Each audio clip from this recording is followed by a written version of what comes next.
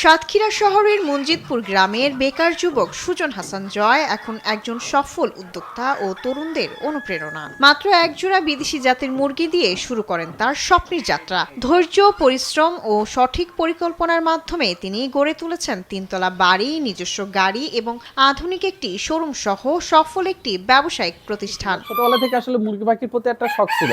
তো বন্ধুর বাসায় বেড়াতে গিয়ে একজোড়া সিল্কি মুরগি কিনছিলাম 5,000 টাকা দিয়ে। আসলে তখন কিন্তু আমি 5,000 টাকা বেতনের চাকরি করতাম। তো ওই 5,000 টাকা বেতন থেকে কিছু কিছু সেভিংস করে আমি কিছু টাকা গোছাই। তো বন্ধু বাসায় গেছি, গিয়ে দেখি প্রথম সিল্কি মুরগি দেখছি। আর সিল্কিটা এখন তো অ্যাভেলেবল হাট বাজার পাওয়া যায়। 2015 সালে তখন সিল্কি মুরগিটা একটা ভীষণ কিছু ছিল। শুরুতে অর্থনৈতিক সংকট ও নানা চ্যালেঞ্জ থাকলেও জয় কখনো হতাশ হননি। ধীরে ধীরে তিনি বিদেশি ও উন্নত জাতের মুরগি পালন সম্প্রসারণ করেন। বর্তমানে তার খামারে রয়েছে নানা দেশের বিভিন্ন জাতের মুরগি।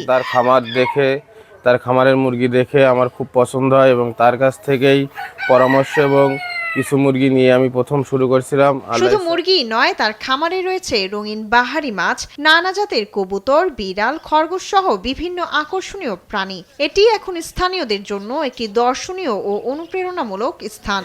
পালনের ফলে এখন কি হয়, মন মাথা অনেকের মন পরিষ্কার থেকে মন ভালো থাকে, সুন্দর লাগে, সময় কাটে, আবার অনেকে আর্থিকভাবে অর্থনৈতিকভাবে উন্নতি লাভ করছে। হ্যাঁ, জয় বলেন, ইচ্ছে থাকলে ছোট উদ্যোগ দিয়ে বড় কিছু করা সম্ভব। বাংলাদেশের বিভিন্ন প্রান্ত থেকে আমার খামারে লোক ঘুরতে আসছে যে ভাই মুরগি পালবো।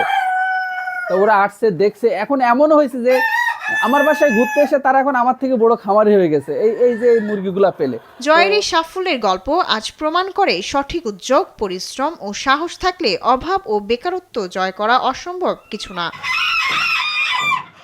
শায়লা খান, নিউজ ডেস্ক, দেশ টিভি।